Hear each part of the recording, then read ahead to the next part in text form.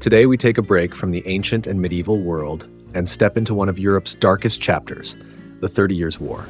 A conflict so vast, so destructive, that it reshaped the very map of the continent, leaving cities in ashes, kingdoms in ruin, and millions dead. But before the flames consumed Europe, it all began here, in the heart of Bohemia. The year is 1620. Across the heart of Europe, the air trembles with fear and faith. In the ancient city of Prague, proud towers rise above a land divided, Protestants against Catholics, nobles against their king, freedom against empire. 2 years earlier, defiance began with a single act. 2 imperial envoys hurled from a castle window. It was meant as a message. Instead, it became the spark that set Europe ablaze. Now, as winter approaches, the armies of rebellion gather upon a cold plateau west of Prague, the White Mountain. Facing them, the Emperor's legions march under the banners of the Holy Roman Empire and the Catholic League. The fog is thick, the ground is cold, and the fate of Bohemia will be decided in a single morning. When the guns fall silent, the dream of a free Bohemia will fade into the mist. This is the Battle of White Mountain, where the Bohemian dream fell and the fires of war spread across Europe.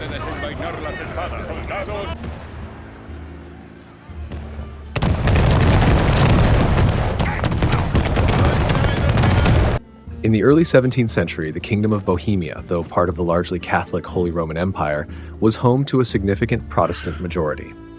For decades, these Protestant nobles and townspeople had enjoyed religious and political privileges, granted under imperial charters that ensured a measure of autonomy within the realm. However, in the year 1617, as Emperor Matthias's health declined, he designated his cousin Ferdinand, a staunch Catholic and a fervent supporter of the Counter-Reformation, as his successor to both the imperial throne and the crown of Bohemia. Many of Bohemia's Protestant nobles feared that their religious freedoms, guaranteed by Emperor Rudolf II's Letter of Majesty in 1609, would be revoked under Ferdinand's rule. Seeking to preserve these rights, a faction of Protestant leaders instead favored Frederick V, Elector Palatine and heir to Frederick IV, the founder of the Protestant Union. Yet not all Protestants were united in opposition. Some aligned themselves with the Catholic position.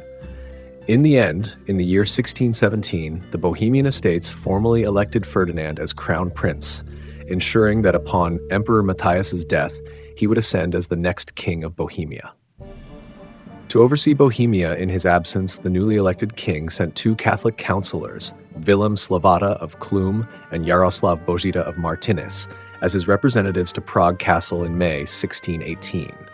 On the 23rd of that month, an assembly of Protestant nobles confronted the counselors, accusing them of violating the Letter of Majesty. In a sudden outburst of anger, the Protestants seized both men, along with their secretary Philip Fabricius, and hurled them from a window of the castle, nearly 17 meters above the ground. Remarkably, all 3 survived the fall, sustaining only minor injuries. This dramatic episode, remembered as the Third Defenestration of Prague, ignited the Bohemian Revolt. Within months, the conflict spread throughout the lands of the Bohemian crown: Bohemia, Moravia, Silesia, and the Lusatias. Moravia, already divided by religious strife, soon joined the rebellion. What began as a regional uprising over faith and autonomy would, in time, expand far beyond Bohemia's borders, drawing in major European powers such as Sweden and France, and transforming into the devastating 30 Years' War. The newly established Protestant government, composed of Bohemian nobles and gentry, appointed the German mercenary general Ernst von Mansfeld to command its forces. Meanwhile, many Catholic nobles and clergy fled the kingdom, seeking safety in loyalist strongholds. Several monasteries and unfortified estates were abandoned, and a large number of Catholic refugees gathered in the city of Pilsen, believing it could serve as a defensible base of operations. Although the city's fortifications were strong and its provisions sufficient for a prolonged siege, the garrison was small and dangerously short on gunpowder. Recognizing the opportunity, Mansfeld resolved to seize Pilsen before the defenders could receive reinforcements from outside Bohemia. On the 19th of September, in the year 1618, Mansfeld's army arrived at the outskirts of Pilsen. The defenders promptly sealed 2 of the city's gates and reinforced the 3rd with additional guards. Although Mansfeld commanded nearly 10,000 men, the city's fortifications were far too strong for a direct assault. Instead, He chose to blockade Pilsen, intending to starve the defenders into submission. By the 2nd of October, Protestant artillery had reached the camp, but the guns were too few and of too small a caliber to breach the walls effectively. The siege dragged on, with Mansfeld's forces regularly receiving new recruits and supplies, while the city's defenders suffered from dwindling food and munitions. The situation worsened when the main well was destroyed, cutting off their access to fresh water. Finally, on the 21st of November, breaches appeared in the walls, and Mansfeld's troops stormed the city. After several hours of fierce, close-quarters fighting, Pilsen fell to the Protestants. The capture of the city secured almost all of Bohemia under rebel control. Meanwhile, a Habsburg Roman Catholic force under Charles Bonaventure de Longueval, Count of Bucquoy, advanced toward Prague. However, it was intercepted near Čáslav by a Protestant army, which managed to halt its progress for several weeks. Shortages of food and the outbreak of disease soon weakened Bucquoy's troops, forcing him to retreat.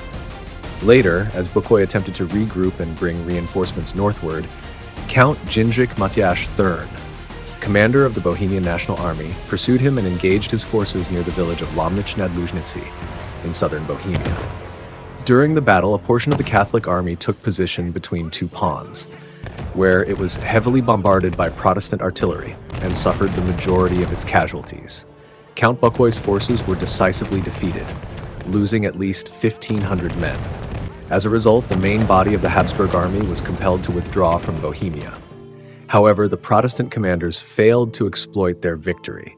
They did not pursue the retreating enemy, thereby missing the chance to deliver a decisive blow.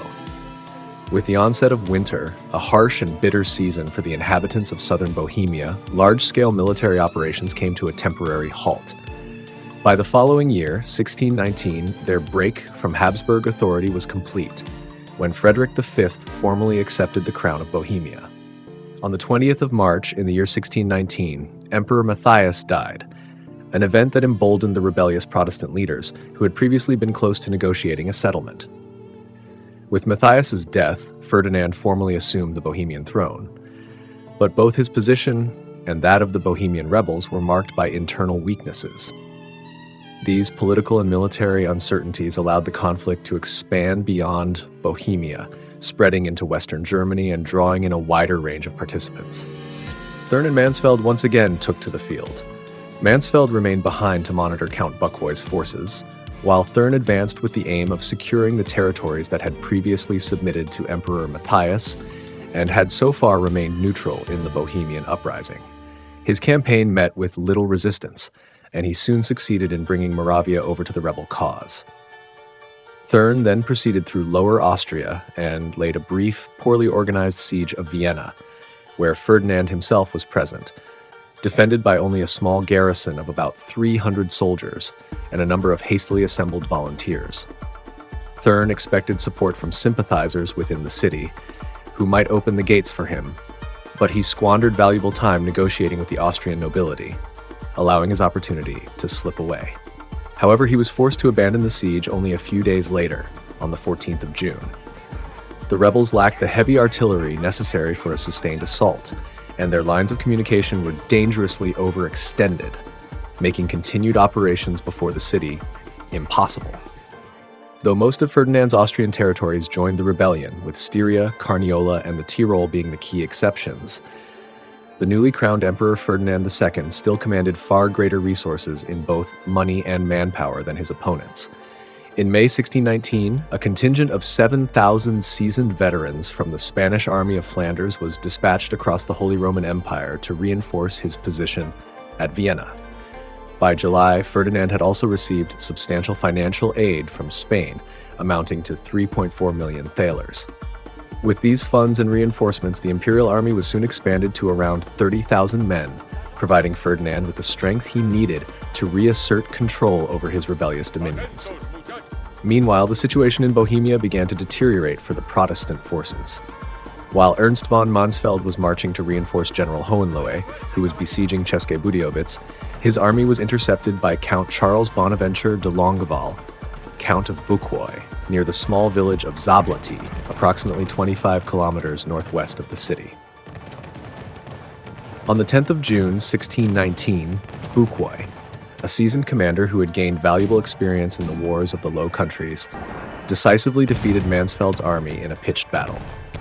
While parts of Mansfeld's cavalry managed to escape, his infantry suffered devastating losses, with roughly 1,500 men killed and his baggage train captured.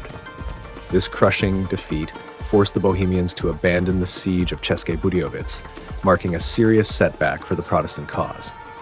After securing control over key strongholds in southern Bohemia, Emperor Ferdinand II dispatched a force under Count Henry du Val-Dampierre to Moravia, which had aligned itself with the Bohemian rebels. However, in August 1619, Dampierre's army suffered a defeat at Dolní Wisternitz, known in German as Wisternitz, at the hands of Moravian forces commanded by von Tiefenbach, the brother of Rudolf von Tiefenbach and Ladislav Velen ze Žerotino.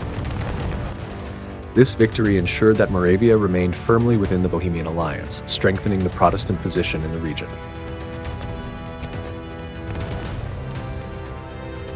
The Bohemian leadership, in their search for allies against Ferdinand II, pursued a risky and inconsistent diplomatic strategy. Members of the Bohemian estates offered the Bohemian crown, or at least promises of political favor and alliance, to several different rulers in hopes of securing military and financial support. Approaches were made to the Duke of Savoy, the Elector of Saxony, and the Prince of Transylvania, each being courted as a potential protector of the Bohemian cause. However, this duplicity soon backfired. The Austrian authorities, having intercepted much of the Bohemians' correspondence, made these conflicting proposals public, revealing the rebels' divided diplomacy. The exposure seriously undermined Bohemian credibility among their would-be Protestant allies, particularly in Saxony, where trust in the movement collapsed. As a result, Ferdinand II faced little opposition at the Imperial election of 1619, securing his position as Holy Roman Emperor and significantly strengthening his authority against the Bohemian Rebellion. In AD 1620, now firmly established as Holy Roman Emperor, Ferdinand II resolved to crush the Bohemian Revolt and make an example of its leaders. Opposing him, King Frederick V and his commander, Prince Christian of Anhalt, assembled a Protestant army of roughly 30,000 men.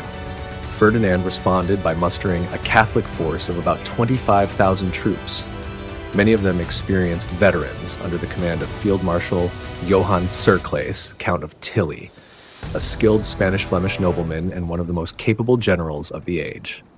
Tilly's army enjoyed a significant advantage in leadership, for it included not only himself, but also the rising commander Albrecht von Wallenstein, who would later play a major role in the wider conflict. The imperial host was composed of two principal contingents: imperial troops under Charles Bonaventure de Longueval, Count of Bucquoy, and the forces of the Catholic League, commanded directly by Tilly. Like most armies of the period, both sides relied heavily on mercenaries, men who fought for pay rather than loyalty, a hallmark of the warfare that would come to define the 30 Years' War. After securing control over most of western Bohemia, the imperial army advanced toward Prague, the Bohemian capital, still held by the rebels. The Bohemian forces attempted to block their approach by establishing a series of defensive positions, but the imperial troops skillfully outmaneuvered them, avoiding direct engagement. Marching rapidly to intercept the enemy, Prince Christian of Anhalt managed to reach Prague ahead of the imperial army, taking up a defensive position on the nearby White Mountain, a low plateau overlooking the city. However, he had little time to fortify his position, and morale among his men was already low. After weeks of setbacks, Christian's army had dwindled to about 15,000 soldiers, many of them unpaid and weary. The imperial forces, too, were short on pay and provisions, and with winter fast approaching, the cold and damp weather further eroded the troops' enthusiasm for battle. Both sides entered the engagement with fatigue and uncertainty, setting the stage for the brief but decisive Battle of White Mountain. The Battle of White Mountain need not have occurred when it did. Both Imperial and Catholic League commanders recognized that time favored their cause, with the coming spring likely to strengthen their strategic position through better weather, fresh recruits, and renewed supplies. Initially, they preferred to delay major engagement and allow the rebellion to weaken further over the winter. However, Bavarian Prince Maximilian, the political head of the Catholic League, pressed for an immediate and decisive victory to bring the Bohemian campaign to a swift conclusion.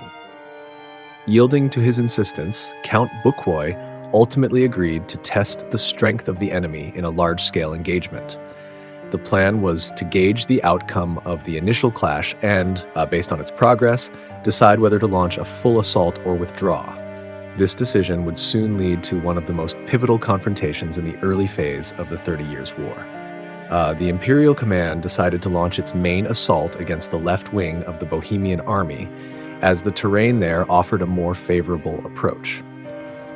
Shortly after midday, around 2,000 pikemen and musketeers, supported by approximately 1,800 cavalry, began their advance toward the Bohemian position. The left wing was held by some of the Bohemians' elite infantry, commanded by Gingic Matyáš Thurn, one of the leading figures of the Bohemian army. However, despite their reputation, panic quickly spread among the defenders. During the Second Imperial assault, many of Thurn's troops broke ranks and fled, some even before the enemy had reached their lines. As disorder spread, other units followed suit, and confusion engulfed the Bohemian ranks. Though General Thurn, leading the Bohemian cavalry, attempted to stem the Imperial advance, his efforts could not restore discipline. One after another, Bohemian regiments retreated from the field, many without offering serious resistance, turning what had begun as a tactical engagement into a complete rout.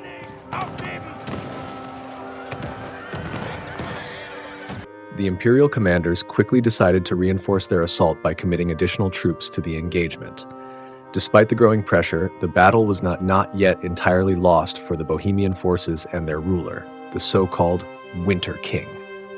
From the center of the Bohemian line, Christian of Anhalt the Younger, son of Christian I, Prince of Anhalt-Bernburg, led a small cavalry detachment in a daring counterattack. In a moment of bold initiative, his cavalry broke through the ranks of the Imperial cuirassiers and even disrupted several units of Imperial infantry. This unexpected charge temporarily halted the Imperial and League advance, throwing parts of their line into confusion.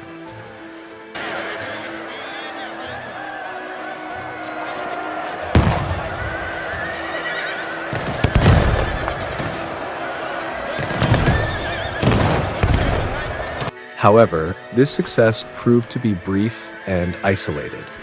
The momentum of the counterattack soon faded, and the Bohemian army was unable to capitalize on the opening created by Christian's charge. Soon, the cavalry of Christian of Anhalt the Younger, a young man only 21 years old, was smashed by the larger League cavalry. As the Bohemian infantry advanced toward the Imperial positions, they saw their own cavalry in retreat. Startled and disheartened, they fired a single ineffective volley from long range before withdrawing as well. Meanwhile, the forces of the Catholic League advanced up the steeper slopes on the left, pressing against the rebels' right flank. Owing to the difficult terrain in this sector, the Bohemian troops stationed there initially managed to check the advance of the League's veteran tercios.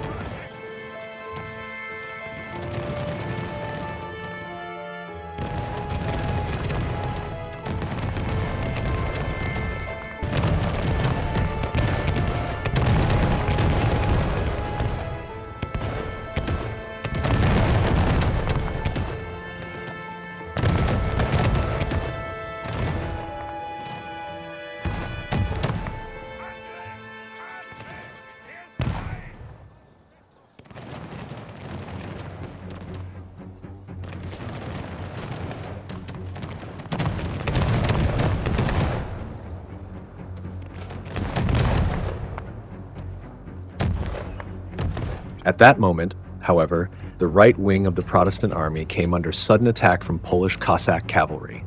This proved to be the final blow. The Bohemian army, already plagued by poor morale, began to collapse. One unit after another abandoned its position, many doing so without ever engaging the enemy. On the far right of the rebel line, a contingent of German mercenaries found themselves trapped by the rough terrain and unable to retreat. Forced to stand their ground, they fought until the last man fell. In later years, legend would transform their grim fate into a tale of valiant resistance, of men who chose death over surrender. General Tilly then advanced with about 2,000 Bavarian hussars, pushing the Protestant forces steadily back toward the Star Palace, located just west of Prague. There, the rebels attempted unsuccessfully to form a new defensive line. The Bohemian army proved no match for Emperor Ferdinand's disciplined and experienced troops. The entire battle lasted barely an hour and ended in a decisive Imperial victory. More than 2,000 Protestants were killed or captured, while Imperial losses numbered only around 700.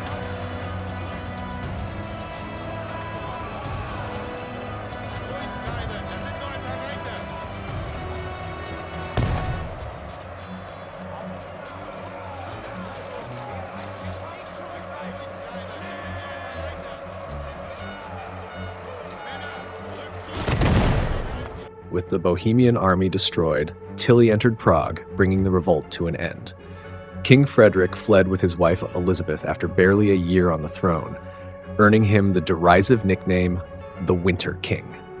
His lands in the Rhenish Palatinate were handed over to Catholic nobles, and his electoral title was transferred to Duke Maximilian of Bavaria. In Prague, 47 rebel leaders were tried and 27 were executed in the Old Town Square. Today, 27 white crosses mark the site in their memory. In the aftermath, much of the Bohemian nobility fled into exile, and their estates were confiscated. A Protestant force under Johann Georg of Brandenburg continued resistance in Silesia and Moravia until 1623, but the rebellion was effectively over. The Habsburgs imposed a harsh counter-reformation, expelling or forcibly converting Protestants, and abolishing Bohemia's elective monarchy in favor of hereditary rule. The Letter of Majesty, which had guaranteed religious freedoms, was revoked. Though Bohemia fell under firm Habsburg control, unrest persisted elsewhere. The shifting balance of power soon drew in other Protestant states, setting the stage for the wider conflict that became the 30 Years' War.